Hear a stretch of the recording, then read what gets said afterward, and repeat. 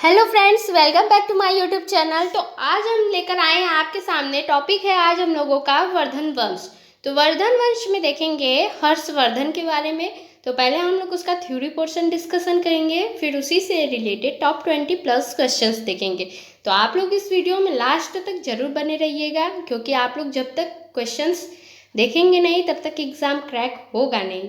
तो इसलिए आप लोग इस वीडियो में लास्ट तक जरूर बने रहिए। तो आइए बिना देर करते हुए बढ़ते हैं अपने थ्योरी पोर्शन पर। तो थ्योरी पोर्शन में हम लोग पहला पॉइंट देखेंगे कि गुप्त वंश के पतन के बाद जिन नए राजवंशों का उद्भव हुआ उनमें थे मैत्रक, मौखरी, पुष्यभूति, परवर्ती, गुप्त और गौड़ प्रमुख थे। इन राजवंशों में पुष्यभूति वंश के शासकों ने सबसे विशाल साम्राज्य स्थापित किया था। तो आप लोगों को बता दें कि पुष्यभूति वंश को ही वर्धन वंश के नाम से जाना जाता है।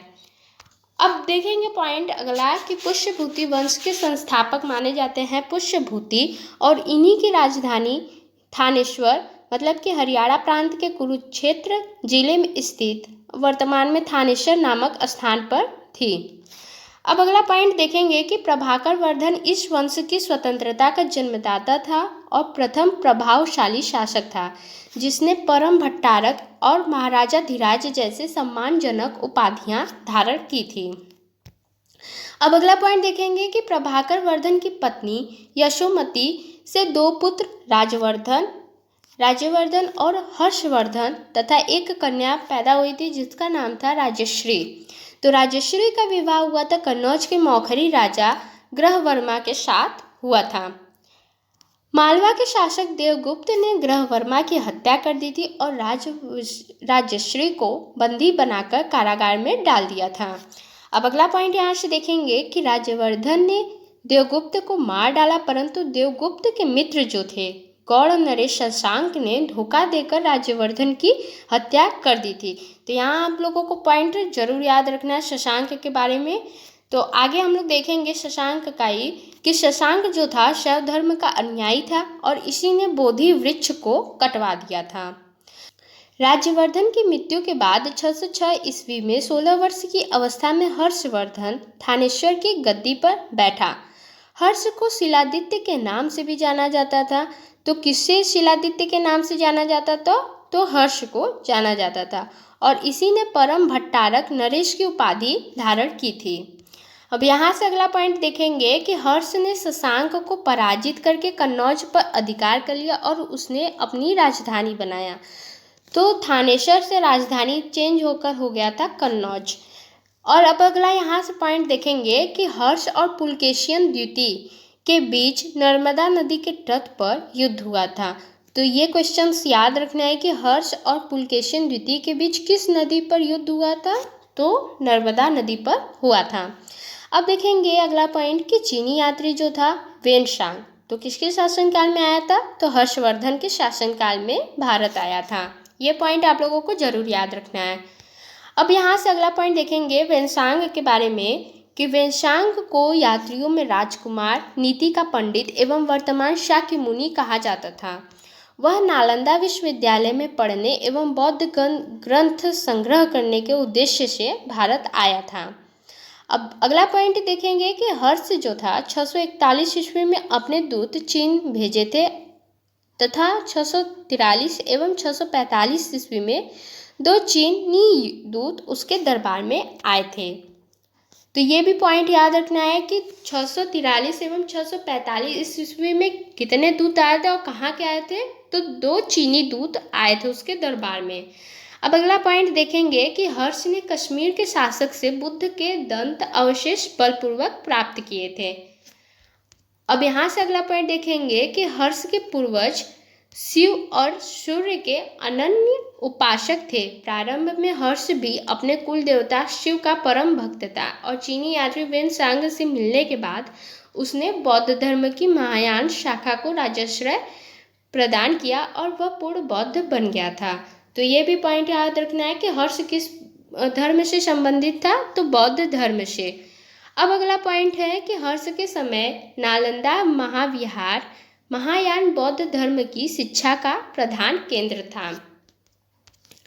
अब देखेंगे कि हर्ष के समय में प्रयाग में प्रति 5वें वर्ष एक समारोह आयोजित किया जाता था जिसे महामोक्ष परिषद कहा जाता था। वेनसांग स्वयं छठे समारोह में सम्मिलित हुआ था। अब यहाँ से अगला पॉइंट देखेंगे कि बाणभट्ट जो था हर्ष का दरबारी कवि था और उसने हर्षचरित एवं कादंबरी की रचना की थी। तो बाणभट्ट का 2 रचना था, हर्षचरित एवं कादंबरी। अब देखेंगे अगला पॉइंट यहाँ से कि प्रियदर्शिका, रत्नावली तथा नागानंद नामक 3 संस्कृत नाटक ग्रंथों की रचना हर्ष ने किया था और ऐसा माना जाता है कि धावक नामक कवि ने हर्ष से पुरस्कार लेकर उसके नाम से यह तीनों नाटक लिखा था। अब देखेंगे कि हर्ष को भारत का अंतिम हिंदू सम्राट कहा गया है, लेकिन वह न तो कट्टर हिंदू था और न ही सारे देश का शासक था। अब अगला पॉइंट है कि हर्ष के अधीनस्थ शासक महाराज या महासामंत कहे जाते थे। अब अगला पॉइंट है कि हर्ष के मंत्री परिषद के मंत्री को सचिव या अमात्य कहा जाता था। तो ये पॉइंट याद रखना है कि हर्ष के मंत्री परिषद के मंत्री को क्या कहा जाता था, तो सचिव या अमात्य कहा जाता था। अब देखेंगे कि हर्षचरित में सिंचाई के साधन के रूप में तुला यंत्र मतलब कि जल पंप का उल्लेख मिलता है और हर्ष के समय मथुरा सूती वस्त्रों के निर्माण के लिए प्रसिद्ध था।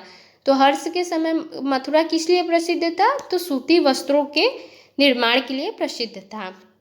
तो यहाँ तक तो हम लोगों का हो गया है थ्योरी पोर्शन। अब हम लोग आगे देखने जा रहे हैं क्वेश्चंस। तो हम लोग टॉप 20+ क्वेश्चंस देखेंगे। तो ये है आपके सामने पहला क्वेश्चन कि पुष्यभूति या वर्धन वंश का संस्थापक कौन था। तो हम लोग ने थ्योरी में डिस्कशन किया था कि इसके संस्थापक थे पुष्यभूति, तो इसलिए हम लोगों का राइट आंसर है ऑप्शन नंबर ए, पुष्यभूति।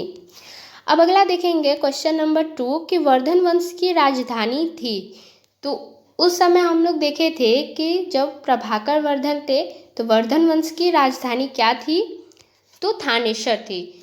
जो बाद में हर्षवर्धन ने कन्नौज पर हमला करके जब कन्नौज को अपनी राजधानी बनाया था तो उसने थानेश्वर से कन्नौज राजधानी बदल दिया था।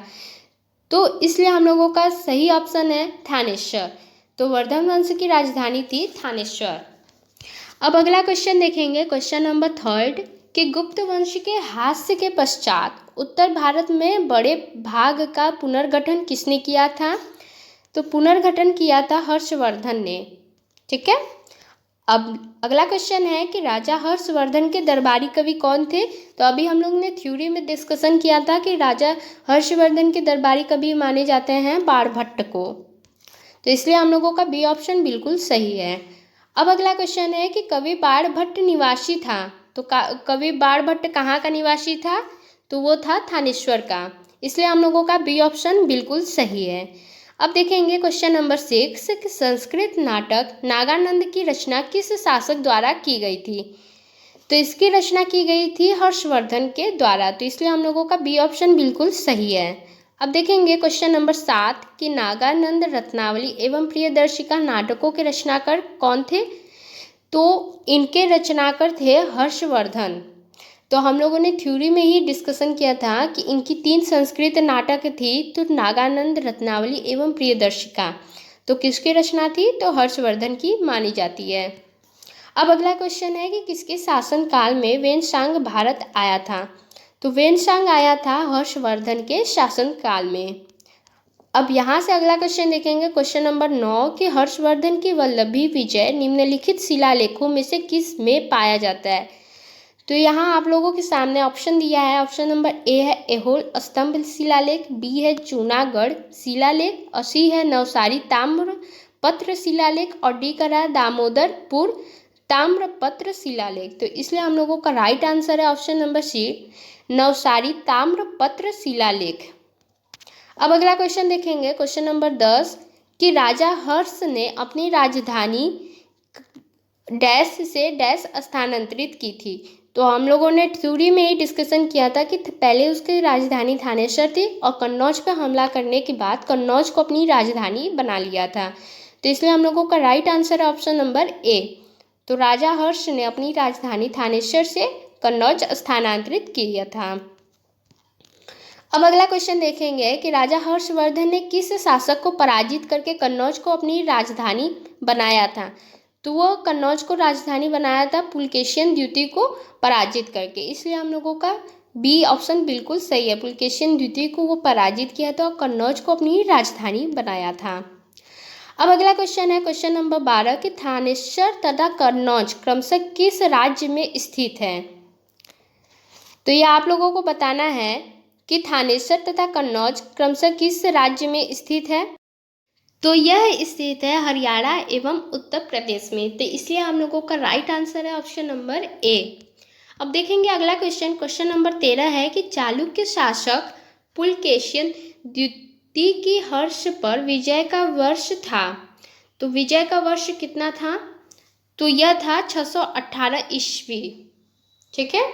अब हम लोग अगला क्वेश्चन देखेंगे क्वेश्चन नंबर 14 कि निम्नलिखित शासकों में से किसने हर्षवर्धन को पराजित किया था। तो हर्षवर्धन को किसने पराजित किया था। ऑप्शन नंबर ए है विक्रमादित्य द्वितीय, बी है कृतिवर्मन द्वितीय, और सी का है पुलकेशिन प्रथम, और डी का है पुलकेशिन द्वितीय। तो इसका राइट आंसर है ऑप्शन नंबर डी पुलकेशिन द्वितीय। अब अगला क्वेश्चन देखेंगे क्वेश्चन नंबर 15 कि चालुक्य शासक पुलकेशिन द्वितीय ने किस नदी के किनारे हर्षवर्धन को परास्त किया था। तो हम लोग ने ये भी क्वेश्चन थ्योरी में डिस्कशन किया था कि यह नर्मदा नदी पर हुआ था। अब अगला क्वेश्चन है क्वेश्चन नंबर 16 कि सियूकी की नामक यात्रा विवरण निम्नलिखित में किससे जुड़ा है। तो यह जुड़ा है वेनसांग से, तो इसलिए हम लोगों का डी ऑप्शन बिल्कुल सही है। अब देखेंगे अगला क्वेश्चन कि चीनी यात्री वेनसांग ने किस शासक के समय भारत की यात्रा की थी। तो यह यात्रा की थी हर्षवर्धन के समय, तो इसलिए हम लोगों का राइट आंसर है ऑप्शन नंबर ए। अब अगला देखेंगे क्वेश्चन नंबर 18 कि उस चीनी यात्री का नाम क्या था जो हर्षवर्धन के दरबार में आया था।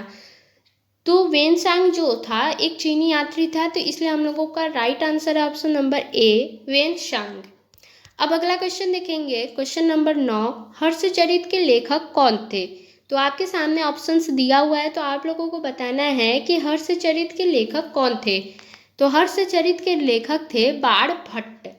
अब देखेंगे अगला क्वेश्चन क्वेश्चन नंबर अगला कि तीर्थ यात्रियों का राजकुमार किसे माना जाता था। तो हम लोग ने ये भी क्वेश्चंस डिस्कशन किया था थ्योरी पोर्शन में।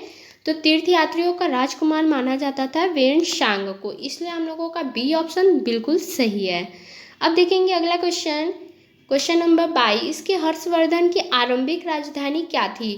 तो आरंभिक राजधानी थी थानेश्वर। तो थानेश्वर के बाद बदलकर हुआ था कन्नौज। तो पहले हम लोगों की आरंभिक राजधानी पूछी है, तो इसलिए हम लोगों का राइट आंसर है ऑप्शन नंबर सी थानेश्वर। अब देखेंगे अगला क्वेश्चन कि चीनी यात्री वेनसांग ने किस शासक के समय भारत की यात्रा की थी। तो वेनसांग जो था हर्षवर्धन के समय भारत की यात्रा की थी, तो इसलिए हम लोगों का राइट आंसर है ऑप्शन नंबर ए। अब देखेंगे अगला क्वेश्चन कि अपनी समृद्धि एवं ऐश्वर्य के लिए किस प्राचीन नगर को महोदय नगर कहा जाता था। तो ये कहा जाता था कान्य कुब्ज, मतलब कि कन्नौज को कहा जाता था, तो इसलिए हम लोगों का राइट आंसर है ऑप्शन नंबर ए। अब देखेंगे अगला क्वेश्चन क्वेश्चन नंबर 25 कि निम्नलिखित चीनी यात्रियों में से किसने हर्षवर्धन और कुमार भास्कर वर्मा के राज्यों की यात्रा की थी। तो वो था वेनसांग, तो इसलिए इसका राइट आंसर है ऑप्शन नंबर सी। अब देखेंगे अगला क्वेश्चन कि वेनसांग किसके शासनकाल के दौरान भारत आया था। तो वेनसांग आया था हर्षवर्धन के शासनकाल में भारत आया था। अब नेक्स्ट क्वेश्चन है कि प्रिंस ऑफ पिलग्रिम्स नामक किस से प्रदान किया गया था। तो ये बताना है। ऑप्शन नंबर दिया है फाहियान, बी है इत्सिंग, और सी कर रहा है वेनसांग, और डी कर रहा है मेगस्थनीज। तो इसका राइट आंसर है ऑप्शन नंबर सी वेनसांग। अब अगला देखेंगे क्वेश्चन कि हर्षवर्धन को किसने पराजित किया था। तो किसने पराजित किया था, तो वह था पुलकेशिन द्वितीय। तो पुलकेशिन द्वितीय ने हर्षवर्धन को पराजित किया था। कहाँ किया था, नर्मदा नदी के तट पर किया था। अब अगला क्वेश्चन देखेंगे हर्ष ने क्या उपाधि ग्रहण की थी। तो क्या उपाधि ग्रहण की थी, ऑप्शन दिया है परमादित्य भक्त, परम भागवत, परम सौगात, परम महेश्वर। तो इसने उपाधि ग्रहण की थी परम महेश्वर के, तो इसलिए हम लोगों का ऑप्शन डी बिल्कुल सही है। अब देखेंगे यहाँ से अगला क्वेश्चन। क्वेश्चन नंबर 30 है कि हर्ष के सोने के सिक्के के पृष्ठ भाग पर किसका अंकन था। तो पृष्ठ भाग पर किसका अंकन था, तो इसका राइट आंसर है option number C, Shiv Parvati का। तो हर्ष के सोने के सिक्के के पृष्ठ भाग पर शिव पार्वती का चित्र अंकन था। तो दोस्तों आज के लिए बस इतना ही, आगे मिलेंगे अगली वीडियो में। तब तक आप लोग इस वीडियो को लाइक करें, शेयर करें एंड साथ ही साथ अगर आप लोग चैनल पे नए विजिट कर रहे हैं तो चैनल को सब्सक्राइब करना न भूलिए। आगे मिलेंगे अगली वीडियो में, तब तक के लिए बाय बाय।